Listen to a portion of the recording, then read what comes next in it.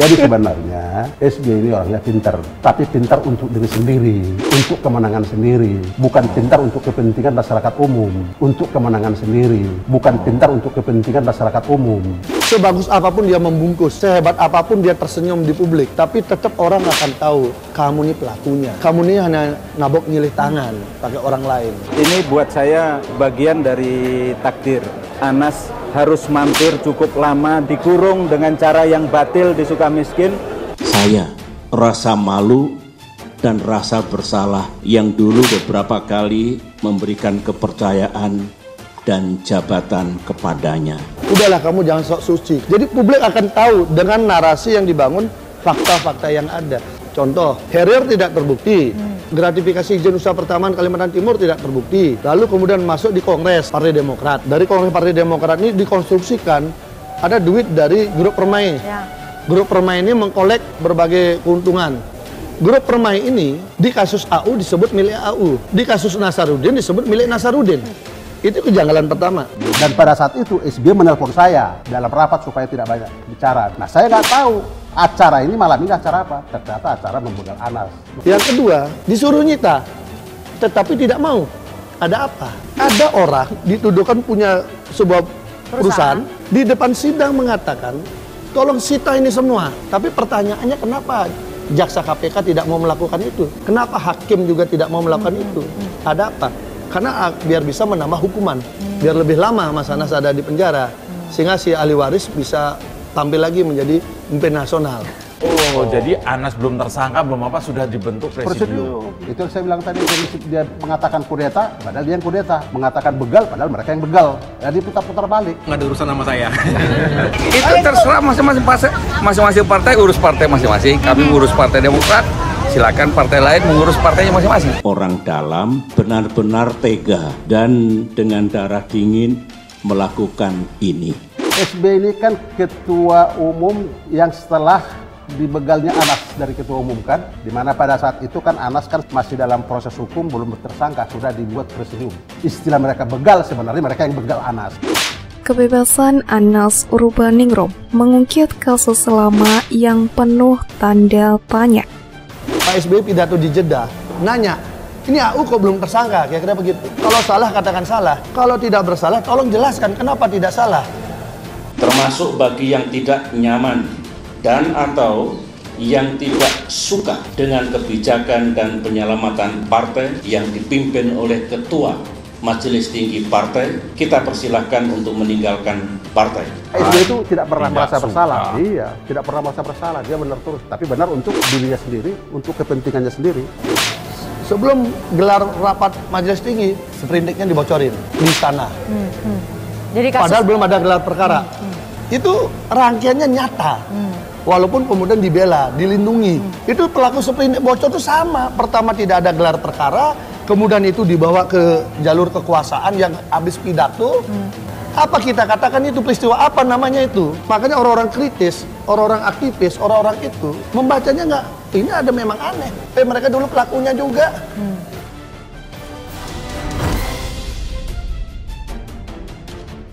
Mantan Ketua Umum Partai Demokrat Anas Urbaningrum akhirnya menghirup udara bebas dari lapas Sukamiskin pada hari Selasa 11 April. Dia telah menjalani masa tahanan di dalam dinginnya jeruji besi sejak tahun 2013 karena kasus korupsi proyek Hambalang.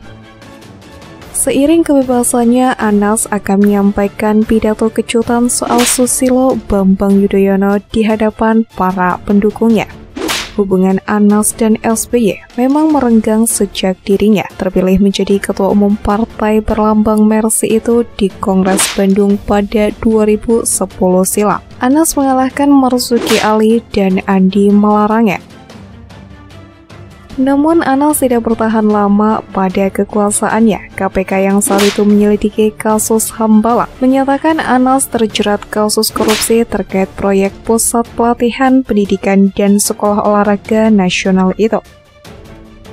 Keterlibatan Anas Urbaningrum dan kader dalam kasus itu membuat elektabilitas Partai Demokrat anjlok. Ini membuat para petinggi Demokrat meminta SBY yang menjabat sebagai presiden saat itu mendorong Anas untuk turun dari pucuk kepemimpinan. Anas pun merasa sejak awal memang tidak diharapkan memegang tampuk pimpinan Partai Demokrat, meski telah menjalankan amanah tersebut selama lebih dari 2 tahun, sejak terpilih dalam Kongres Demokrat. Menurutnya, masalah yang dihadapinya tidak lepas dari rangkaian tekanan yang diterimanya sejak awal terpilih menjadi ketum Demokrat. Namun Anas tidak menjelaskan secara rinci bagaimana bentuk tekanan itu. Inti dari kongres itu ibarat bayi lahir, Anas adalah bayi yang tidak diharapkan. Kata Anas saat itu mengumumkan pengunduran dirinya sebagai Ketua Umum Partai Demokrat di kantor DPP Partai Demokrat Sabtu 23 Februari 2013 silam. Pada 8 Februari 2013, pemberitaan digegerkan bocornya perintah penyidikan atau sprindik atas nama Anas Urbaningrum. Kasus yang menggemparkan ini pada akhirnya diusut oleh Komite Etik KPK. Komite Etik KPK mengumumkan bahwa pelaku pembocoran sprindik adalah sekretaris pribadi atau sespri Ketua KPK Abraham Samad bernama Wiwin Suwandi. Komite Etik memutuskan Ketua KPK Abraham Samad dan Wakil Ketua KPK Adnan Pandu Praja terbukti bersalah melakukan pelanggaran kode etik. Kronologi bocornya sprindik itu juga penuh drama. Pada tanggal 7 Februari 2013, 3 pimpinan KPK Zulkarnain, Abraham Samad, dan Adnan Pandu Praja menandatangani sprindik atas nama Anas Urbaningrum dalam kasus Hambala. Oleh Wiwin Suwandi, sprindik itu kemudian difotokopi di ruangannya di gedung KPK.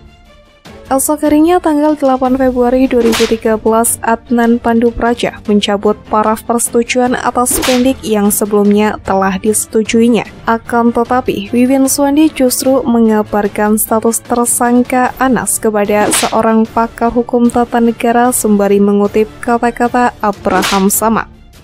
Jangan sebut namaku dulu, soalnya kami yang ambil alih kasus ini supaya bisa jalan. Kami pakai kekerasan sedikit, makanya kami tidak mau tambah runyam. Kebocoran draft sprindik tersebut menurut Anas menjadi catatan hitam bagi KPK sebab untuk pertama kalinya dokumen resmi KPK bocor dan beredar luas. Terlebih kebocoran sprindik itu seolah menegaskan ada kong-kali-kong oknum di dalam KPK dengan pihak lain untuk membocorkan informasi-informasi yang selayaknya belum menjadi konsumsi publik. Akhirnya pada 22 Februari 2013, Anas ditetapkan sebagai tersangka kasus dugaan penerimaan hadiah atau janji gratifikasi terkait proyek Hambalang dan juga proyek-proyek lainnya oleh KPK. Dia menjadi tersangka setelah mantan Bendahara Umum Partai Demokrat, M. Nazarudin, membeberkan Anas Urbaningrum terlibat dalam proyek Hambalang. Anas pun tidak lama langsung menyatakan mundur dari Ketua Partai Demokrat. Kalau saya punya status hukum sebagai tersangka, maka saya akan berhenti sebagai Ketua Umum Partai Demokrat, kata Anas kala itu. Namun dia mencurigai statusnya sebagai tersangka, alasannya karena ada faktor non-hukum yang ingin menjatuhkan namanya. Anas menyatakan bocornya sprindik tersebut menjadi rangkaian peristiwa yang tidak dapat dipisahkan. Rangkaian ini pasti tidak bisa dipisahkan dengan bocornya apa yang disebut sebagai sprindik, ungkapnya.